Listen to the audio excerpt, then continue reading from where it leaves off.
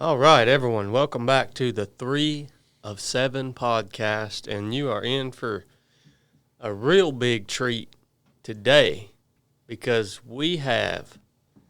she's come back, the fan favorite. She's been gone for quite some time. Don't make it weird. But she has blessed us with her presence today on the podcast, the beautiful Brooke Rite. Biscuit, thank you for being here today. Thank you for having me. I tell you what, the listeners are going to be so tickled. Everybody but the old white men are going to be really tickled. We have actually quite a few new listeners to the podcast, I think. I've been seeing the numbers of the podcast jump over the last maybe month or so. Nice. So if you're a new listener, Brooke is my wife. How long have we been married, boo-boo? 13 years this year. 13 years. She is my wife, and she's been through a lot of stuff in life, like many of you who are listening, and she has always good things to add to the conversation. Is there anywhere where your whole story is kind of captured? I guess you'd have to go back to the origin episodes, which brought us up to a certain point. We're probably due for another one or two of those, huh? We are due one for of these days. I think Origin's the best place to find my story and your story. Those are way back in the catalog of podcasts. They are. They're on YouTube too, I think. I think videoed those. Yeah. The Origin series. Those would be on the main channel, I think. And I don't know what numbers they were, but. And I used to be a regular on the podcast, and then you guys wouldn't get a fifth mic, and then you put me in a chair in that corner where I sat lower than everybody else, and if I wanted to talk, I would have to reach over in front of Blake and slide a mic across the table and talk, and then slide it back. Well, yeah, it definitely wasn't optimal. So I quit coming on. It definitely wasn't optimal. And then we also have, the OG. Did you forget his name? Cornbread on the show today. And if you're wondering where Chili and Blake are at, well, they're on vacation. Blake's doing something meaningful. They just both decided to take a vacation. He's not on vacation. Gallivant. And everybody needs a vacation every now and then. So I'm not going to get too down on them, but that's where they're at. Yeah. And if I sound a little funny, I got a little sinus thing going on, popped up out of nowhere. But we're going to get through it. Biscuit, here in just a little bit, and CB, I want us to begin a conversation around the forging of the mind, essentially. It's something that I've been thinking about quite a bit, and it's something that came up just this past week on the basic course, Team 31, the forging of the mind. And, in the creed says in the first stanza, basically, it talks about a common human with an uncommon desire to succeed, forged by adversity. And what does that actually look like? And what does that actually mean? Because I think when we hear those words, forged by adversity or forging our mind, we don't stop and think about what does that actually mean, and what is that process like, and what is it actually doing to our minds and our bodies as we go through it, and what are we trying to accomplish with that process, right? And so I want to go around and kind of talk about what I think that means and share some stories with each other about what that process has actually looked like for each of us. Before we get into that, I do want to tell you that this episode is brought to you by our partner at Drink HOIST, drinkhoist.com. This is our hydration partner here at 3 of 7 Project. We've been using HOIST for years now. I used it as my primary hydration supplement when I ran the Cocodona 250 a couple years ago, and drank HOIST for probably, about 4 days straight, huh, Biscuit? Yeah, you did. Something like that. And I want to tell you that it works if you are out getting after it, running, working out in the heat. It's summertime now in the South. If you ruck, you run, you swim, anything that you do where you're sweating and you need to replenish your hydration and your electrolytes, which is one of the most important parts of keeping you in the field longer and keeping you going further and faster, Drink HOIST is second to none. It's made in the United States, 0 preservatives, amazing people behind the brand, and I just want to let you guys know it works. And if you want to support us here on the show, if you get something out of the show, if we make you think, if we provide some sort of value, one of the ways that you can support the show is by supporting our partners who help make these episodes possible and help bring them to life. So check them out at drinkhoist.com. Highly recommend just ordering a few cases of HOIST and having them around the house throughout the summer so you can grab a bottle and replenish all that stuff that you've been sweating out. And I wanted to share a story about HOIST because I feel like you and I, when we buy things and when we put our money towards things, I really like to buy local and I like to buy from companies that I know do cool stuff. And like a good example of HOIST, one among many, is the people at ESP reached out because these people with disabilities, when they're outside during the summer for long periods of time, they don't like to drink water. And when we had our camping trip with the adults with disabilities, we had HOIST, and they they chugged HOIST. Yeah. And like we had no dehydration problems, no overheating problems, and that's a big issue for that community. And so Katie reached out to me last month, and she was like, "Hey, we have camp coming up. I know how much the participants loved HOIST. Can you reach out to them for me?" And I did, and they immediately responded, and they're like, "Yeah, we'll get a pallet of cases on the way." Yeah, like they do that. No charge, no, like, sure, absolutely, here. It's like, if you want to give your money to something, that's the type of company that I would want to be putting my money towards. That's when I say a company that has good people behind the product, that's what I mean. They put their money where their mouth is. I mean, I've seen HOIST send out free product to first responders, to military, to ESP, which stands for Extra Special People. It's a nonprofit that we've worked with in the past that serves people with disabilities. And HOIST always shows up and puts their money where their mouth is. They don't just say they support military. They don't just say they support first responders, firemen, police officers. They don't just say that they are, stand for those values. They actually show up when the opportunity exists. So thanks for bringing that up, Boo Boo. Really appreciate that. That is a cool story. Now, shout out to Rachel. Before we get into the forging of the mind, apparently you guys have been doing some research. No, I have been doing research, and Corn has relevant things that go along with the research. Tell me about this. I've done a case study on you that you were not aware of, and I'm about to reveal it to you live on this podcast. Okay. Oh, exciting. It's so exciting.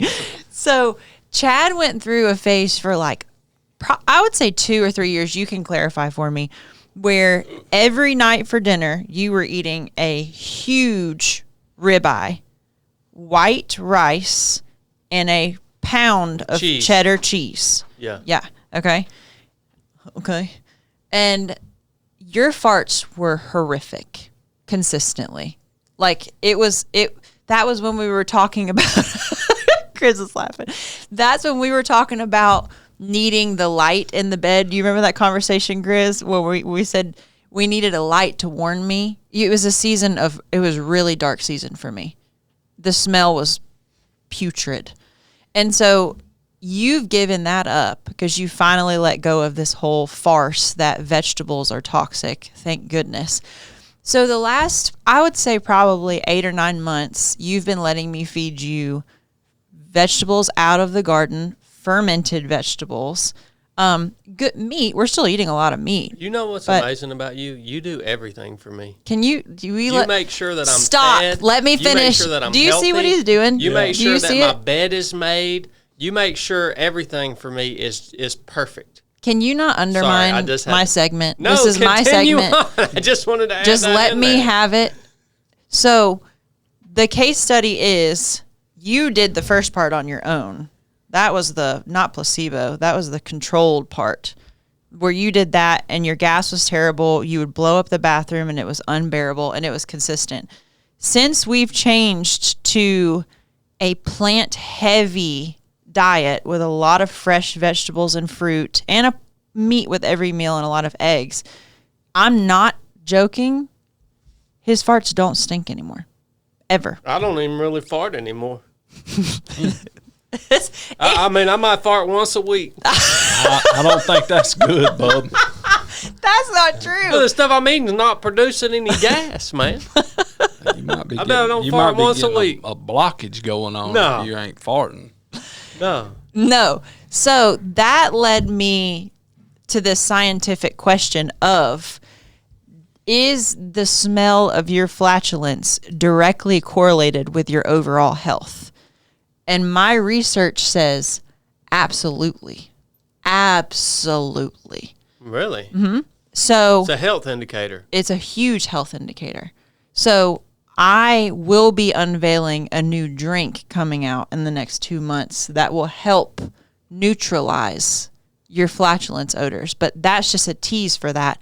I just want to tell the listeners and you, Corn, I know this is a problem you struggle with, that if you start consuming more fresh vegetables and fruit and like fix your gut bacteria, which you were telling me something you can share, you will be healthier. And if someone in your life has real bad stank gas, you need to like address it and just let them know that like you're concerned for their health and like you just he's over there giggling that you can help them. There you go. Well, Yeah. you know something about eating vegetables. You cannot buy good vegetables in a grocery store.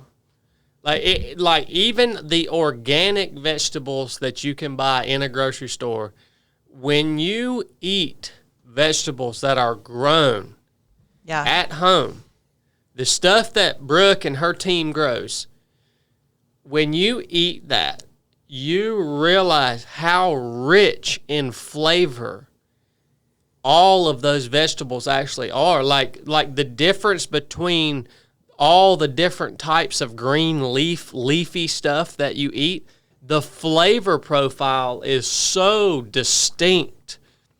Like you actually taste it.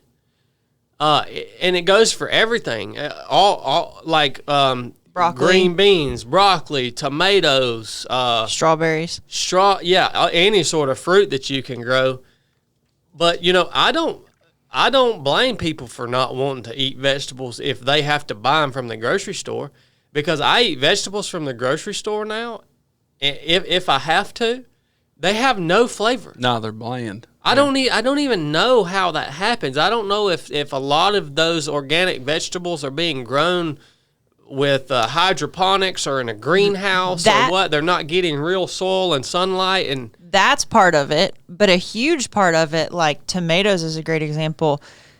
Tomatoes, like when the flavor comes from nutrients, and the nutrients come when they're fully ripe, right? Like that's full peak nutrient. Well, almost all your grocery store tomatoes are picked when they're still green and hard as a rock. Yeah. And they're transported to these facilities, and then they're put in chambers with gas that like ripens them to a certain softness, and then they're brought to the grocery store, which flavor sucks, but the nutrients is the thing that really sucks. Is like it's never ripening on the plant fully, so you're not even getting a quarter of the nutrients that should be there. But the good thing for what you're saying is farmers markets are like blowing up right now. Like almost every town has a farmers market now, and they're getting more and more popular. And so like if you want to eat more vegetables and you're worried about your health because your gas is really bad, you should find the closest farmers market and buy local. I've also noticed though, even we're part of a, what do you call that, like a farm share? It's a CSA. Where we get a box of vegetables and greens and stuff every week. But I've even noticed their stuff is not as rich in flavor as the stuff you grow. And I just wonder if there's something about the scale of it, or if it's being grown in a greenhouse, if that's different than the plant that's being grown out in the sunlight in the ground, in the dirt. But I've even noticed their stuff is different. And I also think the varieties of vegetables that you plant make a big difference, because like the tomatoes that you're growing are heirloom tomatoes, and that basically means you can pull the seeds and replant the seeds, and like these tomatoes are just like so colorful, and even the flavor profile between the different types of tomatoes is totally different. Mm-hmm. So I even think the types of greens, like what's that bok choy? Pak choy, like all these different Did greens. you hear that? Yeah. You hear that Asian flair he got? But when you plant these Pak things choy. in all these different varieties, it makes eating vegetables so much more fun. Yeah. Because like you can eat a salad one night and then eat the next night, it tastes totally different, and it's not because of the dressing that you put on it. Yeah. Texture, everything's different about it. I've never been one to enjoy gardening or planting. It's not something that I have a knack for, although I think that I could learn it. But it's not something I've ever been passionate about. But I think that if I ever lost you, I think I would grow a garden. I think it's that beneficial. You would be so overcome with grief, you could never go anywhere near a garden. Well, that's It true. would remind you of me, you know? Yeah, that's true. That could be a possibility. Yeah. How much space do you think a person needs to grow enough food to at least, use something from their garden on a daily basis? Like Very little space. You use beds primarily, right? Raised beds. Yes. But when we lived in Virginia, we had an in-ground garden that was more food. Our whole road ate off of our garden. That is true. And what was that? Maybe there wasn't that, like a fifth of an acre. Yeah. Bless you. That's what I was going to say. It wasn't even a quarter of an acre. Well, I think people, like, if you want to get into it, just get like some of those galvanized bins from Tractor Supply or something and start there. And I think people think they need this big old plot, but if you got one of those, like, I don't know the sizes, but those galvanized bins that are like water troughs for cows, drilled you some holes in the bottom of it, put good soil in there, you could have 2 tomato plants or a tomato plant, a pepper plant, and some herbs or something. It would, like, a little bit of space goes a long way. It's just getting Not right now, no. It's getting the soil right, I think, is a big part of it. Yeah. Getting the right soil. Yeah. Because like in those garden beds, because you can pack it with the right soil, you can grow plants so much closer together. So you're not using near as much space. But we've digressed from the urgent message of if you have bad gas that you need to be concerned about your health. What have you been learning, CB? About fermented foods? Yeah, I just been watching a guy on how he. So like I was telling Brooke, like the only thing I knew about fermented foods is that sauerkraut smelled really nasty and looked nasty, and there was no way I was going to eat it. And then I seen this guy, and he was talking to. He does a lot of smoking and grilling, but he ferments as well. And the way he was explaining it and showing it, the probiotics and everything, and I was like, well, really, if that tastes as good as he says it does, you would kind of be stupid not to do it and at least try it. What types of foods is he fermenting? Oh, he's corn, any types of peppers, strawberries. And the strawberries, he was saying how you could really drink it, and like evidently dogs can eat strawberries, and that kind of fermented strawberries for their probiotics as well. Really? Yeah. So that might be the drink you're looking for your flagellants. The Fermented strawberry water. Yeah. Yeah. What? Like pickling watermelon rinds. I remember when I was a kid, I would eat watermelon rinds all the way down to the green. But he's pickling those. So I'm going to start. My wife's supposed to order me some of those burping lids. I'm going to give it a shot. That's fun. You remember when I used to do that? I'd have to go open those lids and let the air out and then turn them back on. Yep. We've done pickles. We've done a lot of We've stuff. done kombucha. We have You done know all that kombucha. drink we drink? Yeah. That's a fermented drink is Yeah. what that is. Yeah, we've made that. When I got COVID, that's all I drank. Well, that's how I dealt with the COVID, is I sent stuff into my gut because that thing's been plugged up. The light went out. Just sent stuff into my gut. That's how I drank kombucha. Kombucha. Well, go ahead and plug that thing back up, Cornbread. The viewers are just going to have to deal with a wire hanging right there. What's wrong with this light that just went out? I don't know. It was charging. Darn. You know how it is around here. Yeah, that's rough. Well, fermenting food was, for most of human history, one of the only ways to preserve food. So much of our diet naturally would be composed of fermented food, right, baby? Yeah.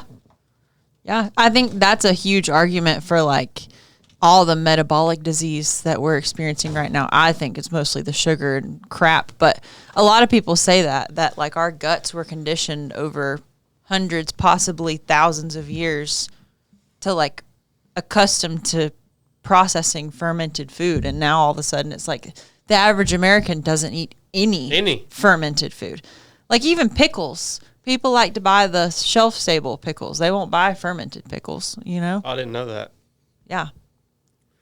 Well, and I don't guess canning is not fermenting, right? No. Okay.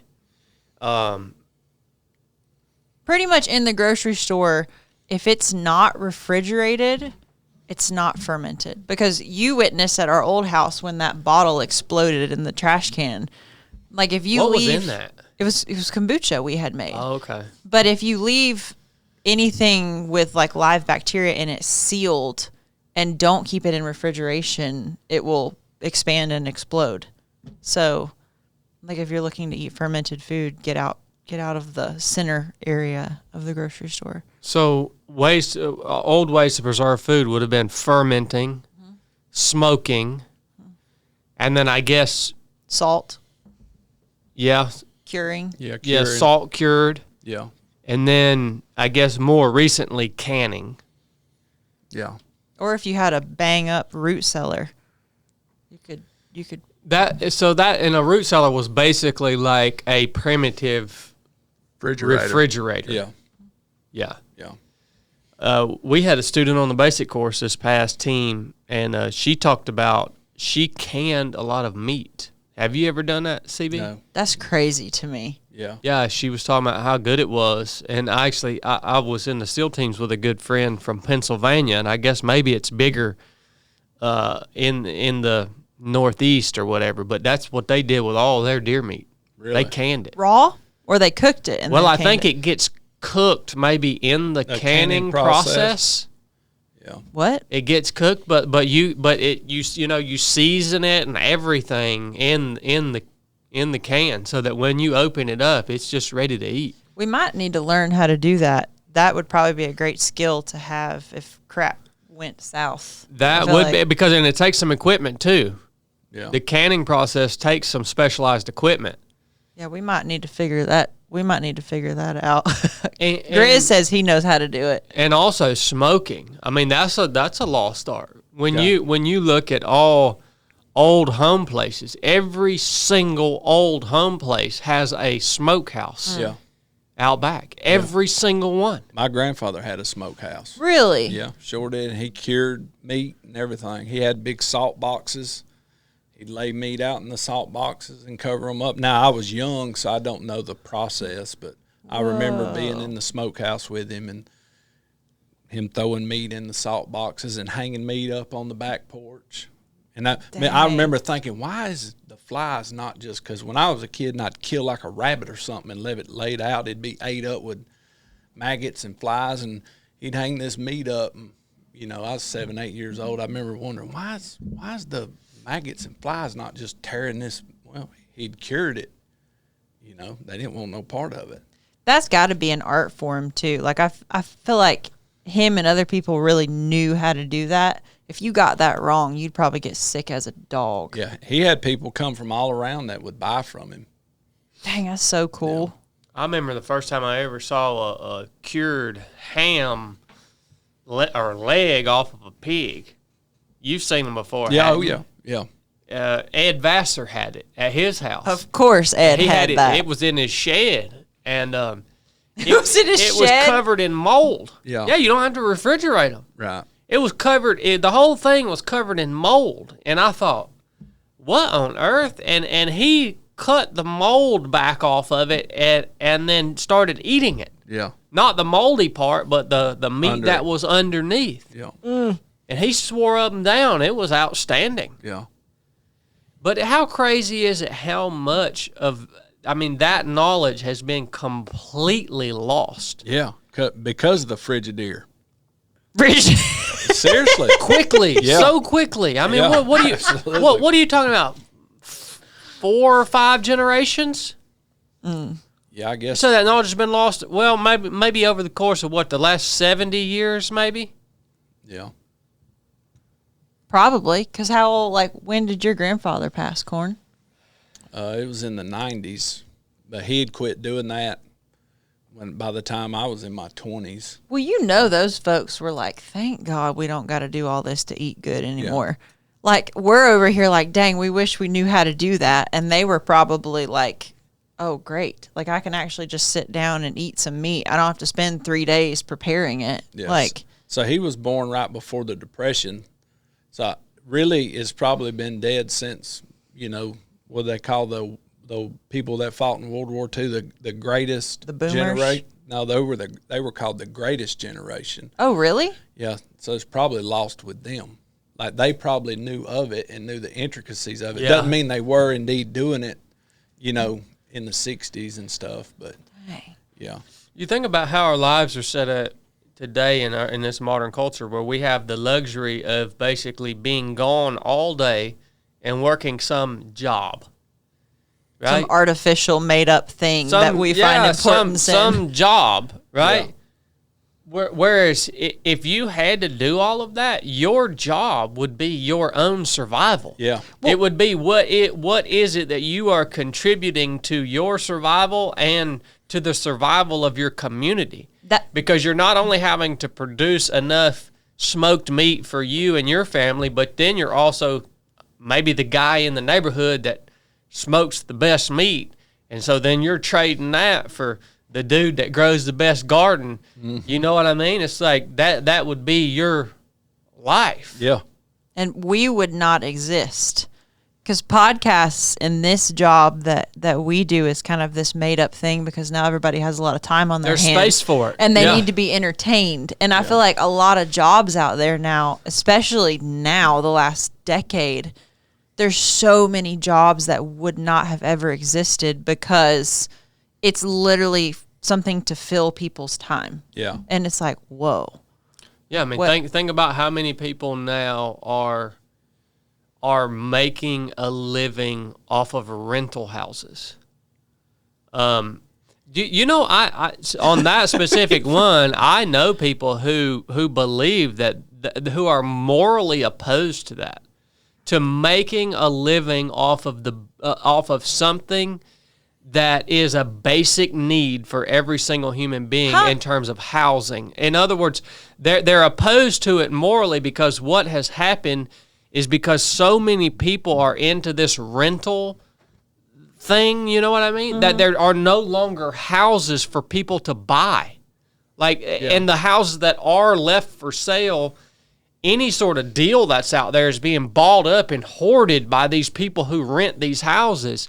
And so there's not an inventory of homes for young families to get their life started with. You know what I mean? It's created this weird space where we were just talking about your son this morning. Like he's had to make a decision to, the rent's so high on everything, and it's an impossibility to buy something at his age. And that's because you're talking about just in this area, thousands and thousands of homes are possessed by just a few, relatively few individuals who are renting these things out. And that creates problems like with the community, right?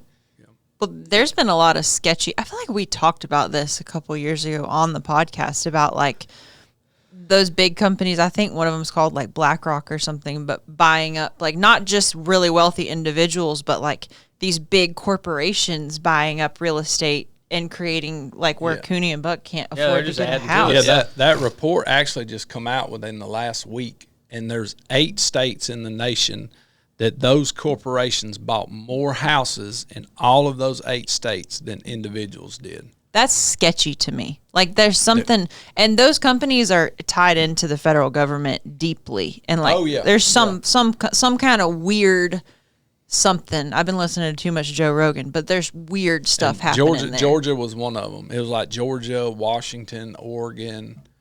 You know, it was states that are got big populations in them as well. But yeah, corporations are buying them up, dude. Sketchy. You can't compete. Do you think there should be a law against that, or do you just think? I mean, because I'm never one to advocate for more laws. Right. You know what I mean? It's like we live in a quote unquote free country. Well, if a bunch of super wealthy individuals want to get together and start a corporation that goes and buys all the freaking real estate. Yeah, it's like, well, should we create another law saying that is actually not allowed, because it does cause problems, but then we're still like. The thing that bothers me the most about it is it, especially since COVID, maybe even a little bit before, it's evident that it's okay for companies to show bias, whether it's way left or way right, that's okay. They can do business however they want or whatever. It was shown that it's okay for the federal government to say, you cannot let anyone work for you unless they get the vaccine. Yeah. Well, those companies are companies as well. And I don't want them to be able to say, we're going to make sure that 80% of our residents are white, or we're going to make sure 80% of our residents are black, or we're going to make sure that 40% of our residents are immigrants, or so on and so forth. And I don't want them to say, the federal government told us that if you ain't vaccinated, if your child doesn't do this, if you don't do this, then you can't live in our house. I didn't even think about that. They're a company just like all these other companies. Though they had employees, and those people were involved with those companies because they were employees. But what would stop a company just because you're renting saying, hey, if you don't do this, then the federal government says I can raise your rent $800 more until you do this. Mm-hmm. And essentially it kicks you out of your house because you can't afford to pay for, the mistakes you're making that the federal government says you're making. But nobody's going to take that choice to get kicked out of their house. They're just going to do what it is that they're required to do. Exactly. Yeah. So, I mean, well, I think we've probably discussed before that the society is moving in a direction to where actually the tyrants that want control, actually one of their agendas is to take away or make owning personal property an impossibility. Right, and that in and of itself is all about control because of exactly what you just explained. Right. Yeah. Dang, that's got me a little shook, because I was upset with it from the angle of just what you guys were talking about, like with Buck or somebody who is middle class, even middle upper class, and struggling to find a house, and how wrong that is. But that's so true about how you don't have somebody by the balls better than if you're holding their home over their head. Exactly. Right. I mean, that, especially if you have kids, that's next level control.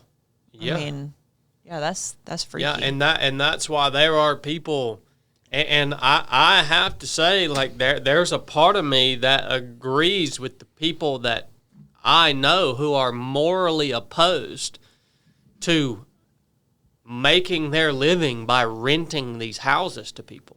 They are in direct. They are morally in opposite. They think that is not right. You should not be doing that. That if you have a house and you want to leave it, you should sell it to somebody so that they can own personal property and they can have a house that is theirs to live in. Yeah. That makes sense under that explanation. Yeah. Yeah, absolutely. The question you posed, though, Boo, like, I think that's a really good question that's got me thinking is, like, obviously, I think the four of us agree that more regulation from the federal government is never a good thing. Yeah. However, like, my mind does soften to the idea of there being some kind of law where, like, big corporations. But see, that's the thing. Like, well, there are laws against corporations. That all started with who was that? Roosevelt owning real estate. I don't know. It wasn't he. I think it was Teddy. I think it was Teddy Roosevelt.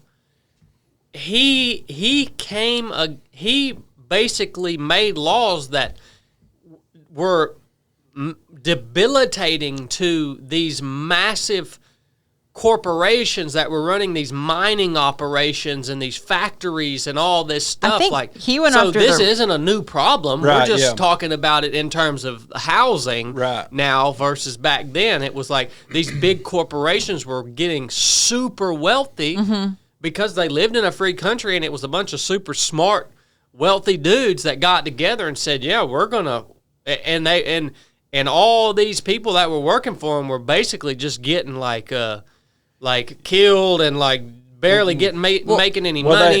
That's the story of the Rockefellers, like what Yes, you're that's talking one of them, about. yeah. Like they were the stuff they were doing to people, extortion and violence. Well, they basically designed their own economy. A lot of those people that worked for those mines got those paid by the company with stamps, and so their own currency. they could only use them in At their their stores. That's sketchy. Yeah. Like, and they had to go to their doctors to, to seek medical attention and so on and so forth. They just created their own economy, and like all the money they was getting was theirs. I mean, it wasn't getting distributed locally or anything. Yeah. Man, this just dips a pinky, and I don't think we have enough like days in the year left to talk about that balance between the benefits of capitalism versus like a free economy. Our taxes do not reflect that we're a free economy. But you guys know what I'm saying, like what you're talking about. Like, there is space for people like Rockefeller to completely take over an industry, or for BlackRock to buy up, by 2030, 80% of the real estate in the United States, and there's no private home ownership anymore. And like, our economy supports that. So what do you do?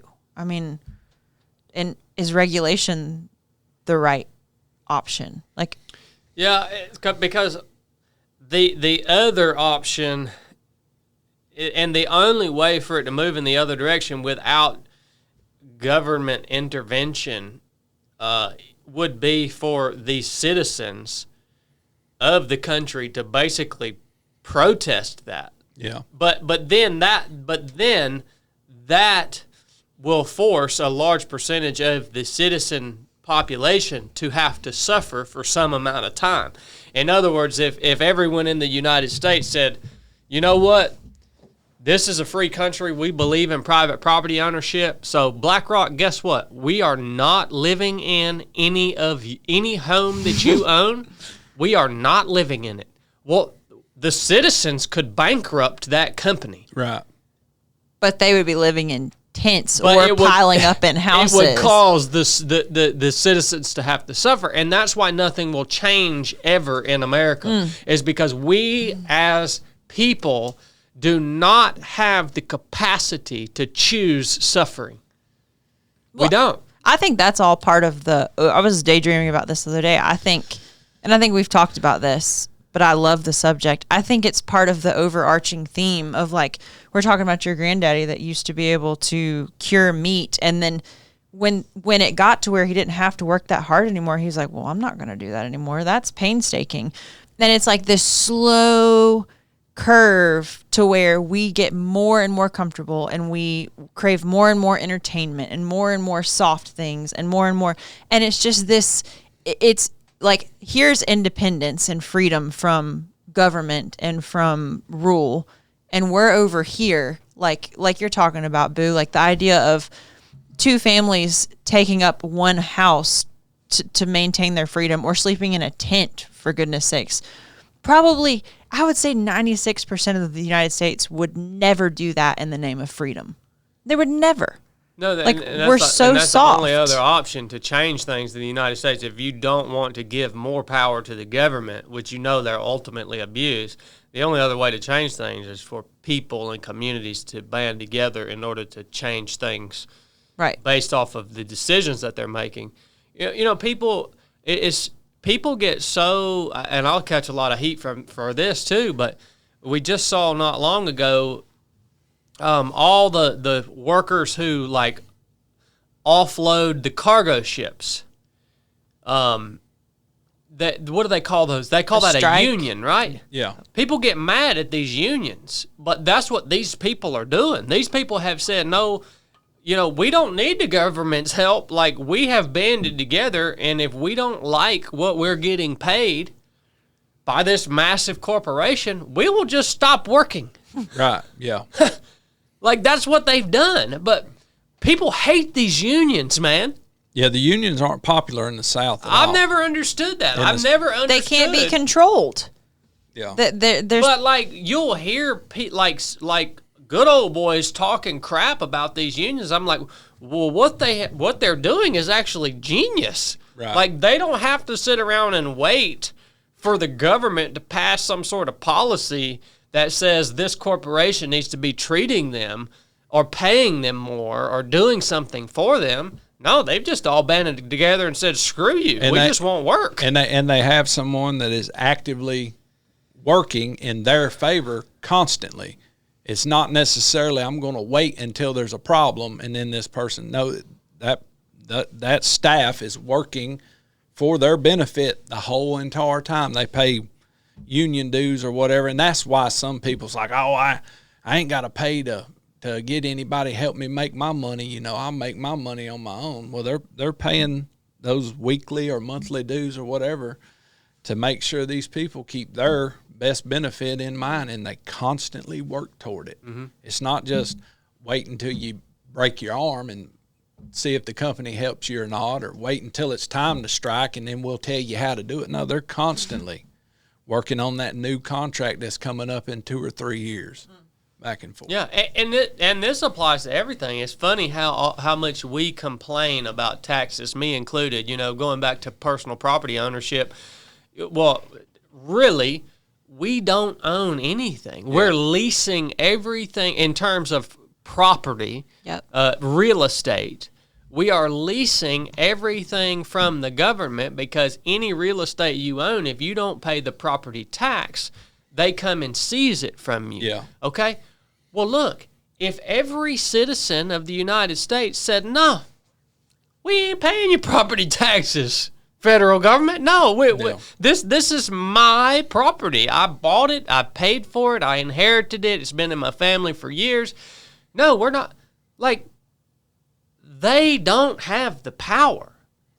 They only have the illusion of power. Somehow, it's the strangest dang thing. Right. How this little small group of people can control millions upon millions, when if just those millions would say, nah, we're not going to do that, because that's not right.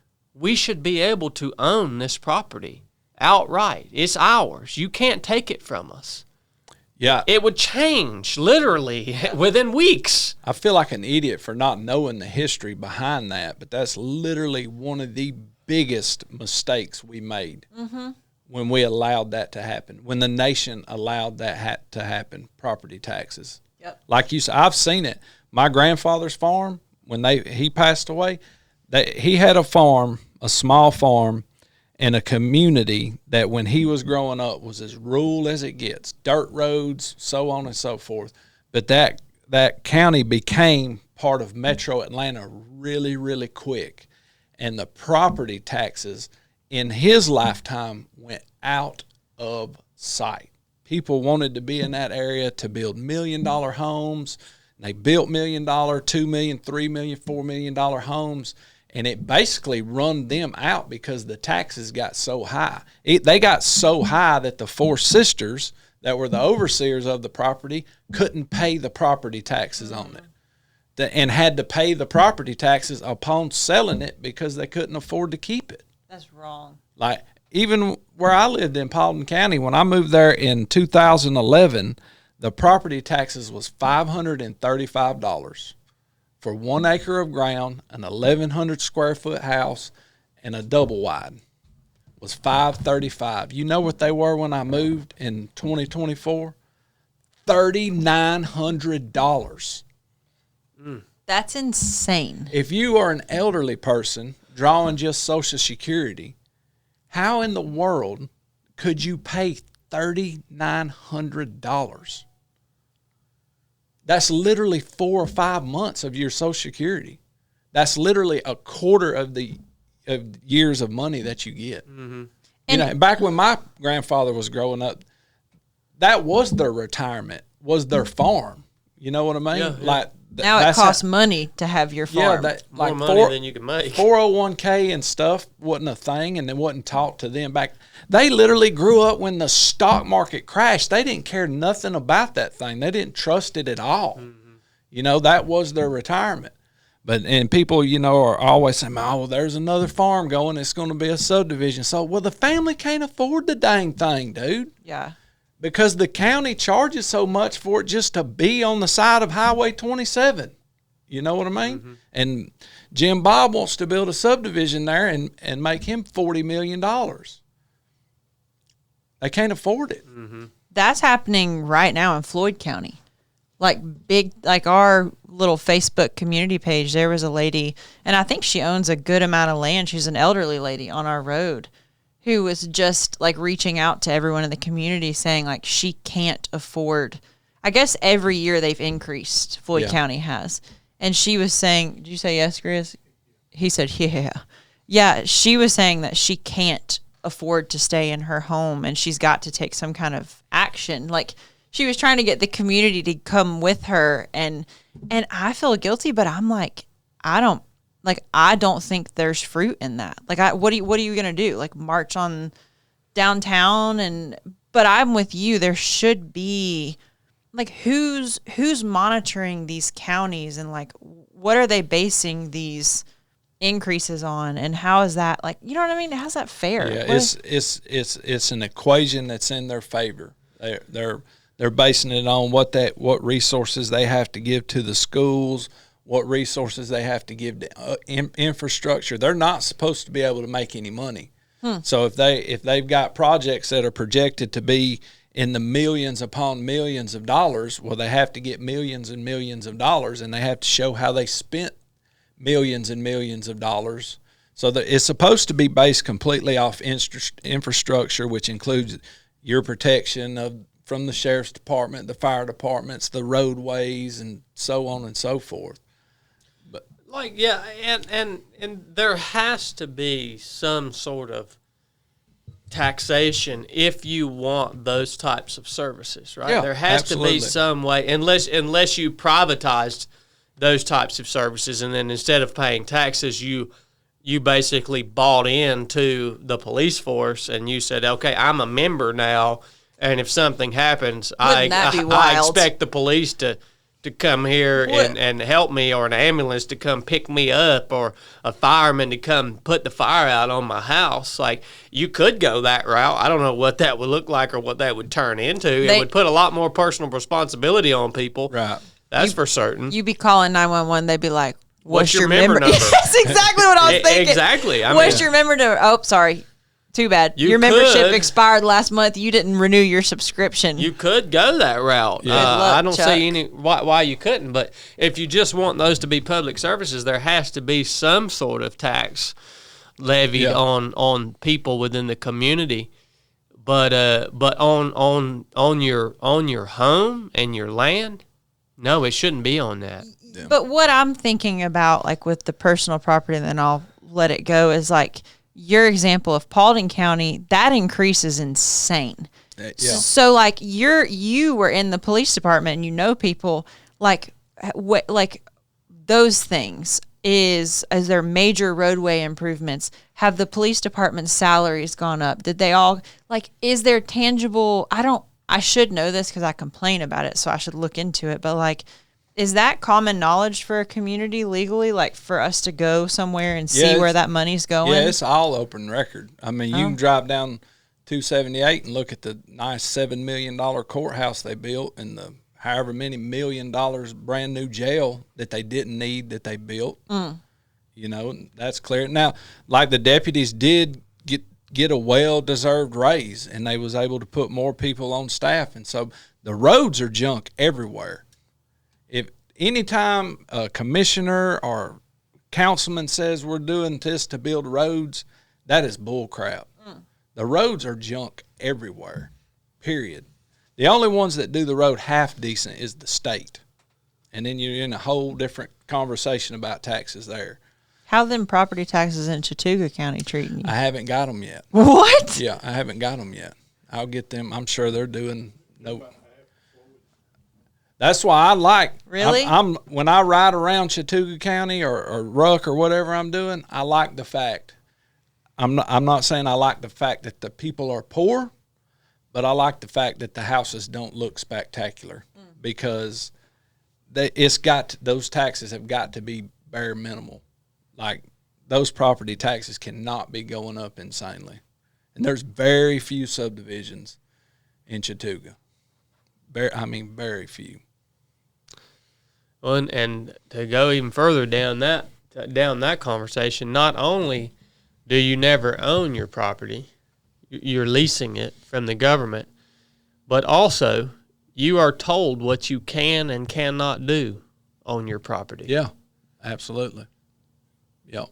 You know, which is just another insane situation. You have to pay more tax to get the permit for what they say you can do on your property.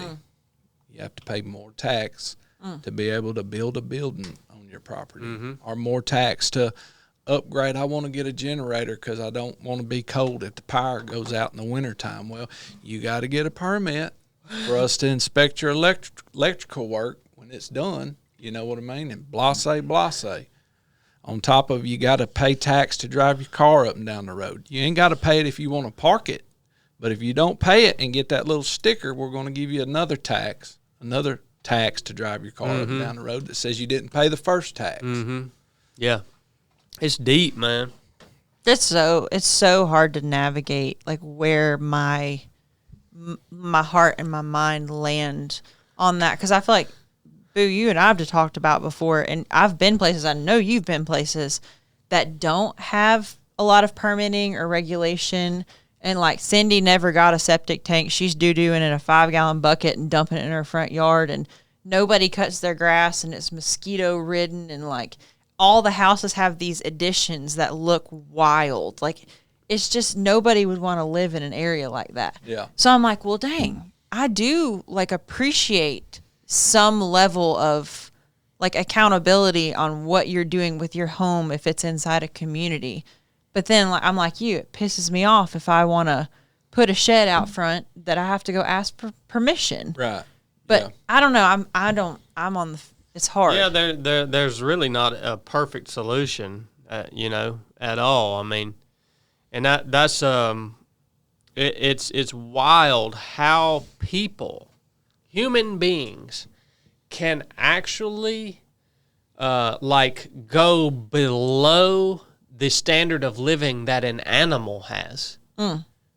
Like just a common animal, like won't like destroy their environment or their space, but a human, like you see everything that's going on out in LA right now. The last time I went to LA was in 2019, which things have gotten a lot worse there apparently since 2019. And I drove through massive areas of that city where there were hundreds of thousands of people living lower than an animal. It was that low. Like homeless people, or just Well, yeah, I mean, many of them were homeless and whatever, But yeah, it's crazy, man, how the human can degrade to almost the lowest form, the lowest, nastiest, filthiest form of life on Earth. Yeah, It's crazy, man. a lot of humans are capable of that.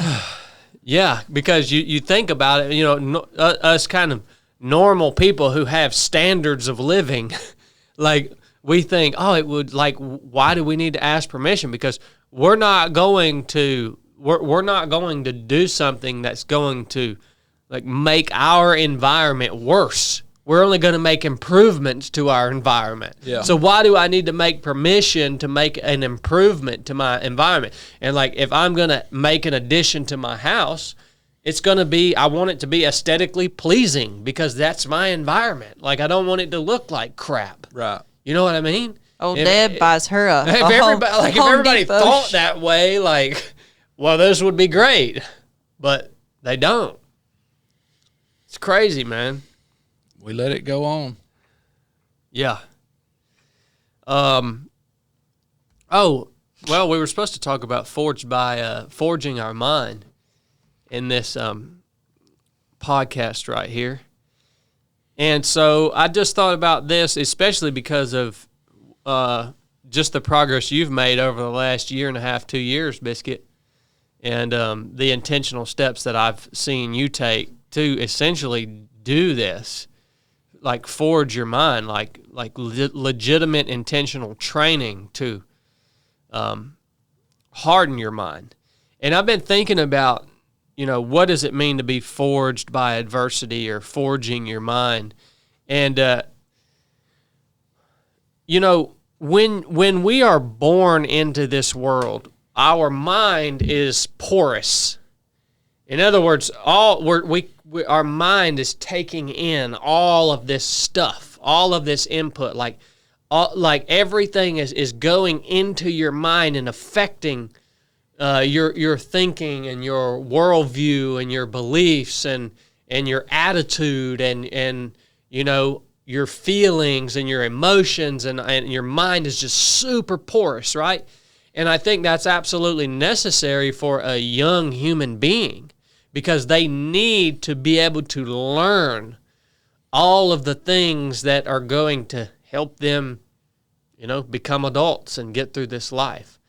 But there comes a certain point when you learn the things that you need to learn and you become an adult that you need to start to essentially harden that mind to where all of this crap that is coming at you in the world is not able to penetrate your mind and affect your feelings and your emotions and your actions and your worldview and your thoughts and like, to me, that is what the forging of the mind actually means. It's where we're hardening our mind in a sense that we can keep things out that aren't serving us in any way, shape, or form. Like, it can come at us, but it's not actually going to change the way that we think or operate that day because it doesn't actually come into our minds and, latch on to certain parts of our, psyche or whatever you would want to call it. And that's what the forging process is, right? It's a hardening process. When we forge a blade or metal, we're hardening it. And I think it's cool to understand, again, what we actually mean when we see that or when we say that. And the forging process is also, what you would call a violent process. It involves really high temperatures. And you guys have all seen videos of people forging blades and metals and metalwork, and they're hammering it, and sparks are flying, but ultimately, if the person is a good bladesmith or blacksmith, I guess is the trade that would forge metal. Ultimately the piece that comes out is shaped perfectly. It's hardened, and if it's a blade, it's sharpened, and but it's not just this passive process, and I think that's why the forging process is such a great analogy to what's happening with our mind, and how the adversity that we experience is supposed to be hardening our mind over time, right?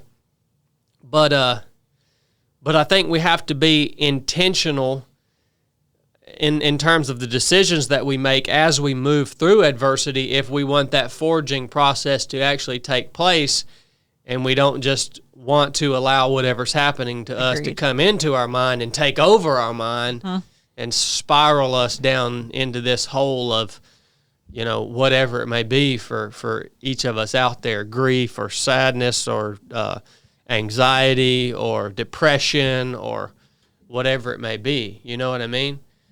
So when we look back on our lives and at all of these difficulties that we've experienced, we can, in context of this, we can actually look at those difficulties as a good thing, because if we respond to them properly, it's actually hardening us so that we can then move forward in life more effectively as we go. You know what I mean? Yeah. Have y'all ever thought about it that way? Like when you heard that in the creed, have you ever really broke that down in your mind and thought about, okay, what does that mean? Forged by adversity. That means that my mind is becoming less porous. Yeah. Like I'm able to just kind of block out these thoughts and these situations and these things, and not that I believe our mind ever becomes completely solid, right? There are going, as that forging process continues throughout life, and as you're exposed to a hotter fire than you've ever been exposed to, there's going to be things that find their way in. Yeah. Right. So we've all been going through that process. Biscuit, you went through a real forging process over the last year and a half, probably. Mm-hmm. And I just saw a big shift in you in terms of, you beginning to make choices that were actually moving you into the direction of hardening your mind against these things more so than just allowing them to penetrate your mind and affect, your day-to-day life. Yeah. So I was wondering, what was one of the most important steps for you in this most recent season of adversity? Is there like a step that stands out to you in terms of a choice you made or an action that you took to kind of begin to turn that process into a forging process and not just a process of spiraling, downward? Something stand out to you in that? I mean, just maybe one thing. Yeah, only one thing. That's all. However much you want to say about it, but I would like one meaningful thing at least to you. Yeah, I love this topic, so I'm willing to stay here. I think the biggest thing that for me, and I think everybody's different in the things that they struggle with, but mine was learning the voices that I don't want to listen to, like inside my head and my heart. And most of them are like fear. It all revolves around fear for me, whether it's like fear of disappointing people, fear of your safety, fear of my safety, fear of failure, fear that I'm not doing a good job, fear that I made the wrong decision, fear that my life is not what it's supposed to be, like just fear. Like most of my bad behavior and my suffering came from, and I could trace it back to once I kind of backed up a little bit, to fear. So now I'm still in the process of kind of being able to filter the thoughts that come to the forefront of my mind that I'm conscious of on a daily basis, and just starting to notice patterns that don't align with who I want to be, and like catching those things. And I'm trying to think of a really relevant example. Like, I wish I could think of a good one. Just something that's shocking that comes in my mind of like, oh, maybe you're going to do something really hard or crazy. Well, I think one of the big things, if you want a specific example that I've seen you work through, is how much traveling and like having to leave your environment, like with your bed, your pillow, your routine, like your food, all this stuff. Like that, you for a long time you wouldn't go anywhere because I still traveled. I just wasn't as spontaneous. Yeah. Like we still traveled. It was hard for you to enjoy it, I guess, because you were thinking about all of these other things. But well, that is a good example. So say I am traveling with you, and especially like a last minute trip, and my mind goes to, well, what about work? Well, what about home? Well, what if you don't get to exercise? What if you don't? And I've started to pick up on those patterns of fear, and I know myself well enough, and I can before I go down that road of, well, what about work? And then before you know it, in the past, I would be 30 minutes into playing out all these scenarios of what could go wrong and trying to make a plan ahead of time to make sure these things didn't happen that I was scared of. And it was a lot of like mental gymnastics of me with uncertainty. So just when that thought comes now, I just know what it is most of the time, and I choose not to engage with it.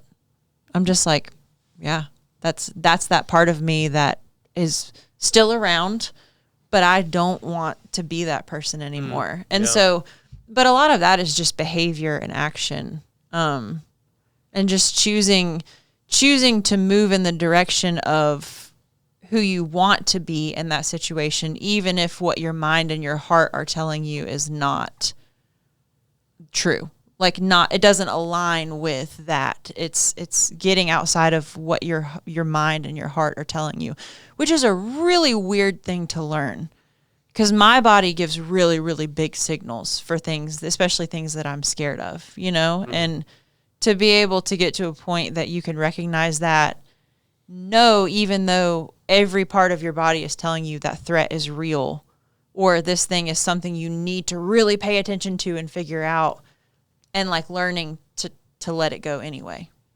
That's the forging process. Yeah. And I think that everyone listening can probably relate to that in some way, shape, or form. I think this is something that we all have to experience at some point in life, and whether we go the right direction or not, we can look at a point in our life where we had to, we couldn't relate to it, and it looks different for everyone, and for everyone it's different things that they're dealing with, and some may sound silly and some may sound big, but for everyone it's their own type of struggle. But it reminds me, in the way that I can relate to that specific aspect of the forging process, was when I decided I wanted to join the military. And you talked about moving toward the person who you actually want to show up as. Even though everything in you is telling you that this is uncomfortable to go in that direction. When I wanted to join the military, like everything in me, when I left home, was like screaming, no. Yep. No, you are not. No, like hitting me with every single emotion that you could even ponder up in your head, where fear, anxiety, sadness, loss, all of those things. But I had to make a decision to move toward who I wanted to become, which was this warrior, this new person. And that was a forging process for me. Like, that began to harden my mind and to say, yeah, man, even though, I think all of those things that I'm leaving are it doesn't feel right, I can still make the decision to move in the direction that I've decided I want to go to become the person who I want to show up as and who I want to be in this life. So my situation is totally different than yours. Yeah. But I think kind of similar in the journey. It is similar, and like that's a really macro example of that strategy of like going against what your mind and your body are possibly telling you is the safe direction or the right direction. But I like, in my opinion, what I missed for so long was I would go do like ultra marathons or races or do cool things that were challenging and hard and hurt my body. And I thought that the growth that would come from the chosen adversity was just some kind of something that would just magically slap me upside the head and like enter my body, and I would be like better. And then I started to realize that like you have to take the lessons learned from those things and like consciously apply them to your everyday. It's not just some passive thing that happens if you keep like, yeah, you go run 100-miler. You're not just going to automatically be better at your job or a better husband or worry less or be less anxious, or if you struggle with anger or rage, you're all of a sudden not going to struggle as much. It's not like that. It's this like, it's a practice. It's a, okay, what helped me get through that 100-miler? Like, what was it? How do I practice that when I can't stop worrying about my kids' health? Like, how does that translate? And so that was what clicked for me, was like, okay, what is it? Like, how do I get through these big things? And then how can I, like on a Tuesday when I'm stuck worrying that I'm not good enough at my job and I'm failing, how can I apply that to get out of those like micro situations of adversity that like I waste a lot of time on? Like a lot of my bandwidth and joy and happiness over the years has been robbed by being worried and anxious and fearful about how things were going to go. And I don't want that anymore. And it's a long game. And a lot of it I've discovered too, which is disappointing and kind of cool, is that I expected, when I got better at those things, for the negative, the indicator that I was doing better at anxiety and fear and anger was that those things would go away. And like, that's not been the case for me completely. It's gotten better, but even if I move in the direction I want to be with something, it doesn't make the negative feelings go away. It's more of a radical acceptance of like, well, I'm a little stressed about work today, or I'm a little stressed about something you're doing and your safety. And like, I'm not going to let myself constantly think about it and try to fix it, or I'm not going to Google things to try to see what's the percentage chance, or is this place Chad's going really dangerous, or like, I'm not going to engage in any of that. Like, I'm just going to accept that this stresses me out a little bit, and that's part of life, and move on. What's the thing you wanted to get done today? Let's focus on that. Does that make sense? Yeah. And it's boring. Yeah. Well, it's really boring. Yeah, I agree with that. And I think on the same note, like you said, the fear, the anxiety, the worry, those things are not ever going to not be a part of your existence. Like, they're going to come. What changes is your response to those things. That's a perfect way of putting it. Yeah, that's what changes through the process of forging your mind. You become way more accepting of the negative emotions, which in turn makes them last a lot shorter of a time. Like, if you're really anxious, really angry, really sad, and all you can do is fixate on how anxious, sad, or angry you are, it's going to hang around a lot longer versus like, yeah, I'm feeling really sad today. And then you try to like lean back into your life and what you want to get done and what you do value. It's most of the time for me, it just disappears on its own. Mm-hmm. You know what I mean? Mm-hmm. Like, it's different. I think about it for me too. Another thing that's actually been challenging for me that I don't often talk about is just having 3 of 7 project for the last 5 years. Like this being what we do as our mission and as our livelihood. And, you know, you talk about transferring the lessons that you learn through these physical, you know, challenges, or you know, for me through my career in the SEAL teams. You know, there's so much uncertainty when you own your own business. There's so much uncertainty, and there's such a burden of responsibility to get done what needs to get done, and to continue to innovate, and to continue to find ways to grow and to make things better. Like the responsibility's high, the uncertainty is extremely high. Mm-hmm.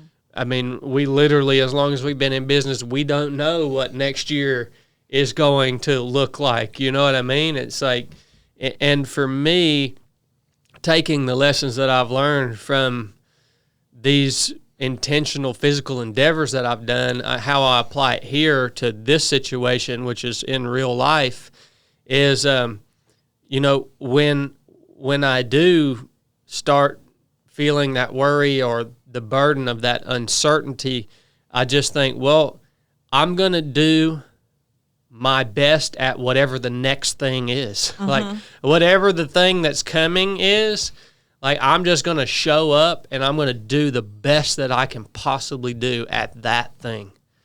And that's been my process really over the last 4 or 5 years. That's how I operate heavily.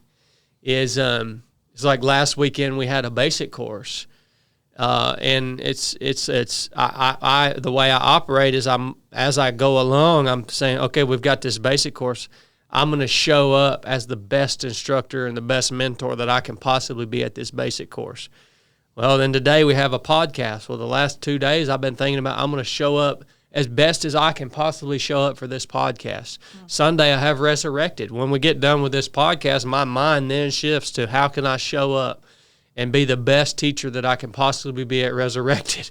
Then we have Rite. And so I am constantly moving to the next thing and just thinking about how can I do my best at this thing, right? And when you do that over and over and over again, that keeps you moving on a overall trajectory that is good. That's so well said. It really does. Yeah. Yeah. You know? How do you deal with that stuff, Corn?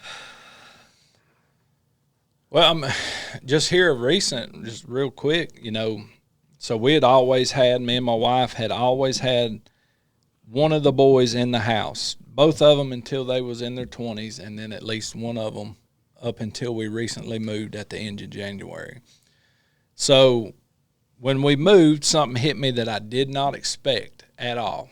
We'd been talking about moving for months. We knew the area we was probably going to move to. Well, when we moved, I mean, it literally hit me day 2, maybe even night 1. Like, holy crap. We're an hour and a half from the boys, and somebody might say, well, that's pretty elementary, and I get it. Like, now I say that's pretty elementary, but hour and a half from the boys, 3 counties away. You know, I'd been with the boys every day, at least one of them, their entire life for 25 years. So that, you know, people call it the empty nest syndrome. Well, I could probably say that I had never felt any depression in my life until that. Sadness. And I was like, what in the crap? Like, I had these thoughts that if they need me, I'm too far away to get to them, even if it's something like they need help with an alternator. And these are 21 and 25-year-old men, that young men that we're talking about.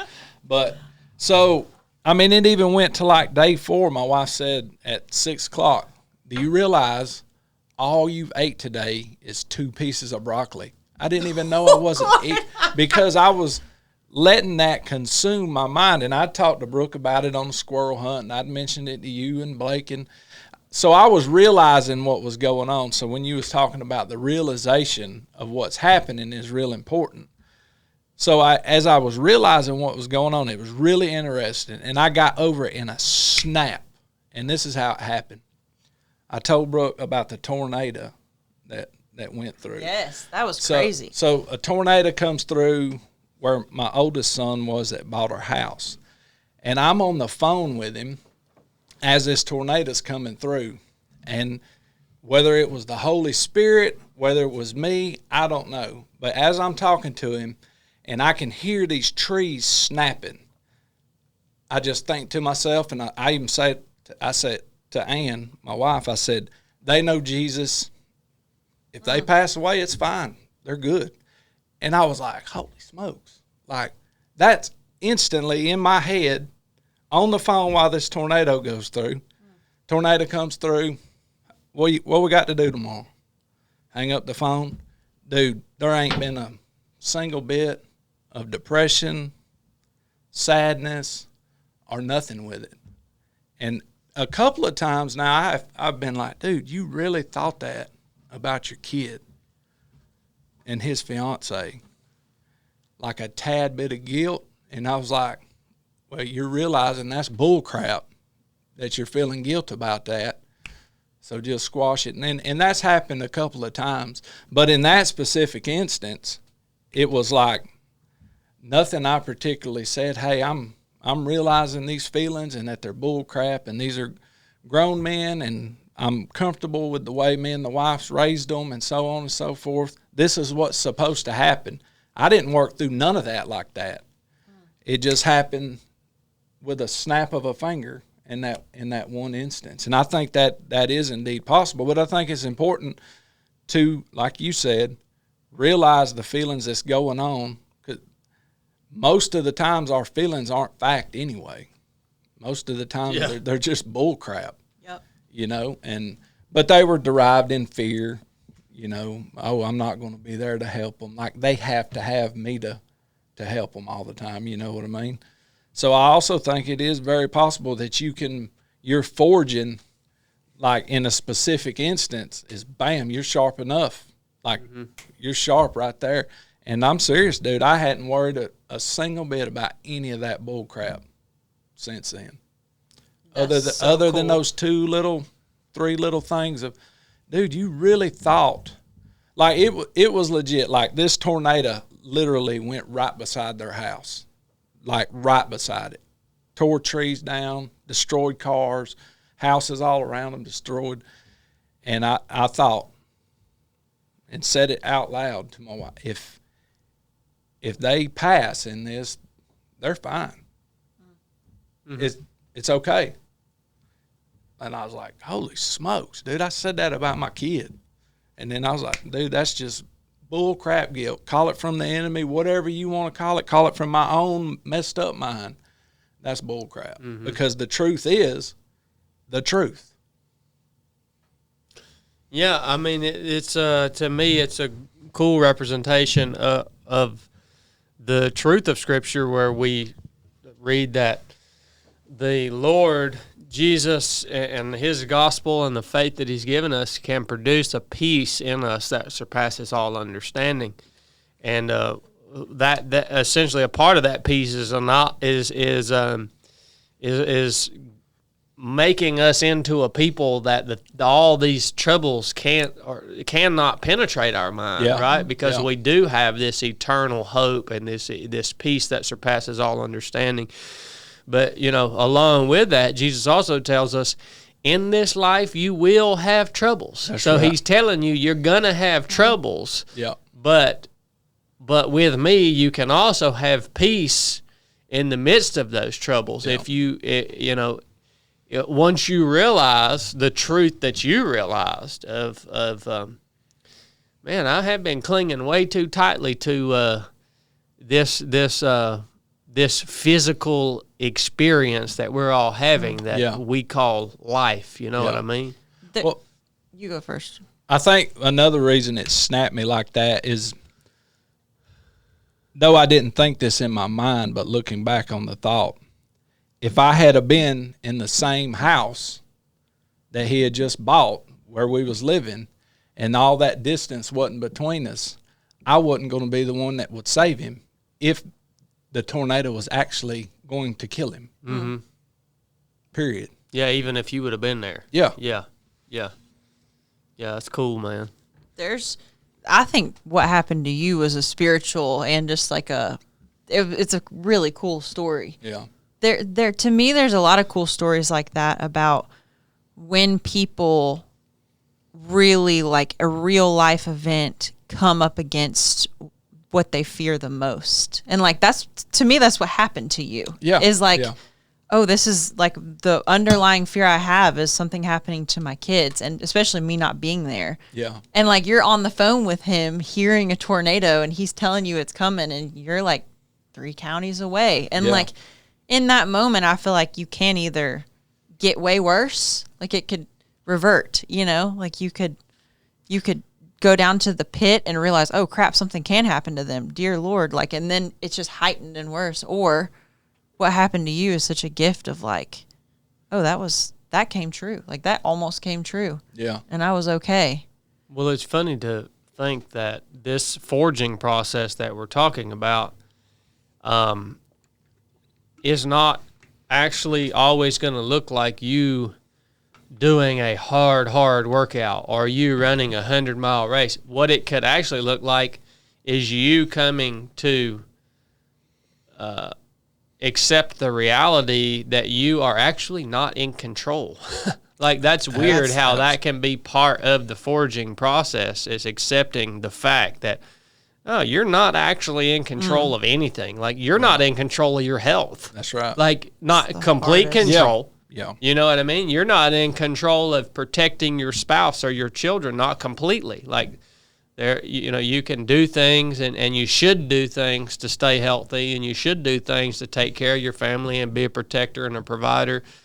But ultimately, when you get down to the bottom of it, you know, you're not in ultimate control of anything. God, that's such a hard thing for me though. That's been another. But you can't realize that until, like you just said, Cornbread came up against his greatest fear, and he had to look it in the eyes and then have that realization. You know. Yeah. I think that is true. That's kind of what that is you realize how little control you have, and you're like, oh, absolutely. Oh. Yeah. So the forged by adversity is not always necessarily this motivational, inspiring thing that you see on a YouTube video or an Instagram post. It's actually a very can be a very violent process of not fun stuff, and stuff that you don't choose. You're not able to choose or allowed to choose. Or it can be something super like lame by society standards and subtle, like you don't treat your wife well, or like, I'm trying to think of a good example, but just something like choosing something in your everyday that really challenges you, that you know based on your values and your faith that you should be doing, but that's really hard for you. And just choosing that over and over and over again. And nobody's going to think you're cool for that. Mm-mm. Like, you're not going to be able to share that on a podcast or on social media or with your friends of like, I made my wife dinner 3 days this week and I absolutely hate that activity and I think she should be the one making me dinner, but I did it anyway because like I value our relationship. And like, to me, that's like, in my experience, that's where like the real growth comes, not from these big outward expressions of like this daring thing you chose to do. Yeah. I think it can all be part of the forging process. It just doesn't always look like what we think it should look like, right? Yeah. Which reminds me, I have to cook tonight. I'm scared to death. I'm cooking 5-hour soup. No, I'm cooking chicken curry tonight. Curry's Indian, ain't it? Mm-hmm. Yeah, it's Indian food. But I knew that Brooke would like it, so it's Biscuit it's forging me for sure. But you didn't. That was totally on your own. You and I didn't have any trouble. There wasn't anything. We were in a great spot, and you were like, "I'm gonna start cooking you dinner once a week." And I was like, "Wow, that was a really sweet thing you did." Yeah, I'm being forging. Seriously, forging myself, you're son. forging. You're being selfless. Well, that's exactly what I wanted to cover today, and hopefully that's beneficial to you guys. I do want to have some time to get to our Patreon question of the week, though, Corn, if you got one. Absolutely. If you guys don't know about Patreon, there'll be a link to our Patreon page in the description of this episode, and you can click on it, check it out. We have a separate podcast over there called the Comms Check that drops every Friday. So here in 2 days, the newest Comms Check is going to be coming out. We do a live call every Sunday night at 8 p.m. Eastern Standard Time called Resurrected, where Blake or I, or even Cornbread now, is starting to teach on Resurrected. That lasts about an hour, and it's good conversation, a great group of people in Resurrected every night. And we do some behind-the-scenes stuff there, so if you want to join us on Patreon, you feel led to do that, we appreciate your support. We do take a question every Wednesday from our Patreon community. What you got this week, CB? So this is a brand new, fresh Patreon member. Fresh. From the 5th of June, he just joined. He's looking for some advice. Reese McGee. He wanted to know if we had any past episodes that covered this topic, and I scrolled through. Man, we got so many episodes. Like trying to find some specific advice on something would take you forever. So I shoot, we'll do this on Patreon. I work in a family business that currently spans 3 generations. My grandfather, his 3 sons, which include my father, then my 3 cousins and myself. I recently began to realize that a lot of what my grandfather, the patriarch of this family, is sounding very similar to some false teachings that Christ warned us about. It's also, now I have examples with my own family of how the love of money is the root of all kinds of evil, and whoever loves money never has enough. At this point in time, I don't have any intentions to leave the company, but I also won't allow myself to be surrounded by people with morals that are opposite from mine, even if they are family. I'm praying somehow I can help mend broken relationships rather than just give up on my family and jump ship. Mm-hmm. Well, what's his name again? Reese McGee. Reese, I love that you actually quoted Scripture properly when it talks about money. The love of money is the source or the root of all kinds of evil, all right? The love of money. That's the word most people leave out when they want to leverage that scripture because, whatever. They're mad because they've been poor their whole lives and they can't figure out how to unpoor themselves because they're not willing to work hard enough. So then they just come out and say, well, money is the root of all sorts of evil. It's like, no. You're making money your God is the root of all sorts of evil. You know what I'm saying? Yeah. So I'm thankful that he actually quoted that properly. Look, man, you said you don't plan to leave the family business. You plan to stay around there, and I talk about in the speech that I give most often when I go and get to give live talks to people. I talk about your environment and essentially meaning the people that you're surrounded by on a day-to-day basis, right? And I talk about seeking an environment to where you surround yourself with the right people who are better than you, people who are going to call you up to a higher standard, people who are going to hold you accountable, all that stuff, right? Well, obviously, this is your career, this is your family's business, and you say you plan to stay there. So, you're not planning to leave that job to go and work somewhere where you're actually surrounded by the people who are going to be the type of people to help you grow. So the other option or the other thing or piece of that speech is if you are stuck in a situation in your home, in your work, whatever it is, and those people don't exist, you need to become that person for those people. All right? And they are going to probably not like you very much at first. All right? But it's also going to require you to make some conscious decisions to really hold yourself accountable and hold yourself to a very high standard, especially when you're interacting with them. And you never want to do this in a way that makes you're basically peacocking. You know what I mean? Like I'm better than you guys.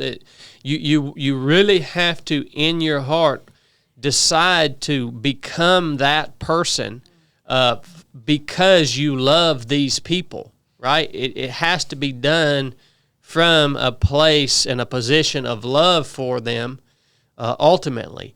And so that'll help you kind of navigate it and help you figure out how you should be acting and how you should be responding to them. And it'll also put you in a place that you can have grace with them, because it's probably going to be a long process. But you becoming that person in the midst of that environment will indeed rub off on them and will indeed produce change in their lives, just by way of them seeing the joy that you have and the way that you conduct yourself, the way that you live your life, and the things that you honor and the things that you value, and you being open about those things. You again, leading by example in those areas, and it is way easier to just leave that place. And if you had no attachments or ties to these people, in other words, if they weren't your family and this wasn't your family business, like, I would probably counsel you to leave that environment and go find a better place to serve and to work, right? But since this situation is unique to you, this is, I think, something that you're going to, whatever you want to call it, you are being called to be that person who sets that example and who holds the people around you, to some sort of standard because of your love for them, right? And even if they think you're silly, even if they poopy on you and talk bad about you behind your back and all that stuff, like, and you got to give it time, man. But like, sometimes that's what our job is. That's what we're there for, is to become that person. And is it ever going to be perfect or exactly the way you want it to be, or are those people going to just completely change overnight? No. But I guarantee you that your presence there and will produce fruit and change over time. It feels like a very good example of what we were talking about being forged. Like if Reese, yeah, he decides, hopefully he decides to stick with it and stay there, and like every day make those decisions. Like that's choosing adversity. Yeah. I mean, you would have to become better in that, unless you just went down the bitter road, Uh-huh. Like, it's pretty cool that he wants to do that. Yeah, I don't got much I can add to that. It ain't going to be fun the whole time. Just stick with it. Mm-hmm. Yeah, for sure. And I think along the way in that process, I think it is also important to keep your own flaws in perspective, right? And also don't try to cover those up, and don't try to act like you're perfect around them either. You know what I mean? So it's a balance, and you have to do it. And sometimes you're going to do it wrong. But I think that's your option, man. I think what you just said is really cool. Why do you think that's important to not try to be perfect around those people? Well, I mean, I think it's important for you, because you can't decide, okay, this is what I'm being called to do, and then all of a sudden that becomes just you taking pride in how much better you are than the people around you, because then you become ineffective. Because we're not going to accomplish anything if we're operating out of our own pride and self-righteousness. But I think it's also good just from a relational standpoint with the people that you're trying to make an impact on, for them to also see that you struggle with stuff too, you know what I mean? And that you are actively holding yourself accountable and working toward making the changes that you need to make as they pertain to the things that you struggle with. That's good. Dad, we got any super chats? Oh, yeah. We got super chats coming up, and I guess will you grab that phone from Dad, boo-boo? And then our Paris James. I need to quit calling him Dad on the podcast, Paris James. I guess this will be the first time ever on the 3 of 7 podcast that I've read the super chats. Oh. Maybe I shouldn't read them. You want to read them, boo-boo? Yeah, I'd be happy. Okay. Yeah, you better read them. It might be. You knew you were supposed to read those. Why shouldn't you read them? Well, I don't know. All right. First up, we got Marty Bingham. Imagine that. $9.99.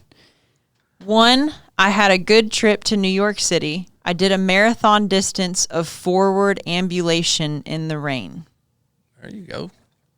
That's big for Marty. A marathon at 85 years old. That's big. That's real big. Cut in off the rain. overalls. Yeah. Cut off overalls. He might have some sort of Guinness Book of World Records there. In Yankee land. Yeah. Wait, how old is Marty? He's like 85, 86 No, years he's old. not. Oh, yeah, Marty's. He's at least that. Yeah. No. Yeah, he's deep in his 80s. Y'all are being mean to No, him. he is. Have you not seen how old that Joker is? I know. I thought he was in his early 70s. Oh, no. Is he really not, Chris? He's in his mid-80s at least. Dang, Marty Yeah, had me Joker's old fooled. as crap, man.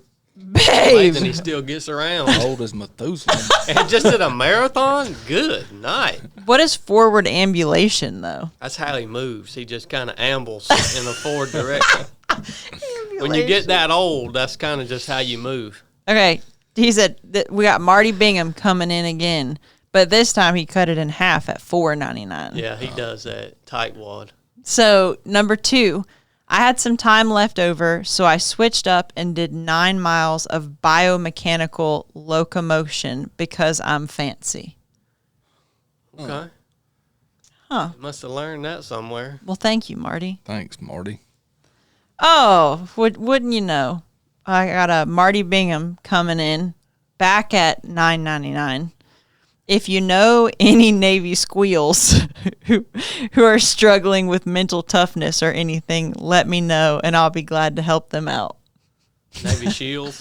He put squeals. He's a tough old bird, man. Navy squeals. Thank you, Built Marty. bridges all his life. Yeah. He built bridges? Yeah. Yeah. He just tore one down in Cave Spring. Yeah, you drove across the bridge, and Marty probably built it. Yeah. Yeah. He just tore one down in Cave Spring. Tore it down in a day. The whole bridge. You remember those? What? Yeah. Tore it all down in one day? Mm-hmm. Sure did. Dang, Marty. Do you remember those hats Marty got us? Yeah. Oh, yeah. I sat on my hat, and I thought it would be okay, and it disintegrated.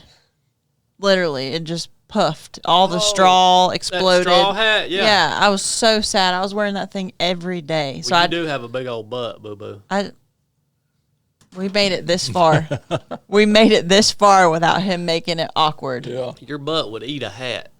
Whoa. Next, Robert Lee. Robert E. Lee? I like when Corn says that. His eyebrows go up really high. $10. I painted my house one summer, and the county raised the property value by 100 stinking grand. I paid sales tax. Why can't I upkeep it and make it nice? They got some bull algorithm running the show. They raised his property tax by 100 grand? 100 stinking grand. We need to march on that Dang, capital, son. Good night. Burn You live it in down. Chicago. Where do you you can live, afford Robert that, Robert Lee? E. Lee. You can give way more on these you gotta super give chats. him $10, man. Good night. Great. 100 stinking grand. Oh, You all right? oh, yeah, my heel just slipped off of that bar on that table. Darn, take it easy. Good Oh, night. Robert E. Lee coming in again Robert E. Lee? at $10. He said 2 Corinthians 10:5. We demolish arguments and every pretension that sets itself up against the knowledge of God, and we take captive every thought to make it obedient to Christ. To this verse I hold tight. That's good, Rob Lee. That is a really good verse for what we were talking about. Yeah. It is. Super good. Oh, Robert Lee coming in again, $10. Dang. It's two men holding up this whole podcast. He said, corn, the empty nest pain connected with how you, corn, the empty nest pain connected you with how the Father God loves us and misses us and draws close to us. And yet your peace is in and by the Son of God who saved us all. Great example, corn. Believe that. Thank you, Robert. That was a really good example. Yeah. Thank you.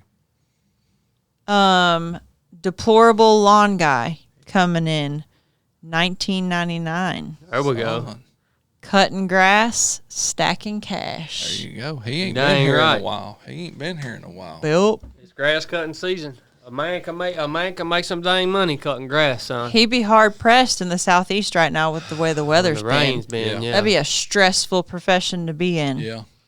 Dang. Thank you, deplorable. Thank you, deplorable.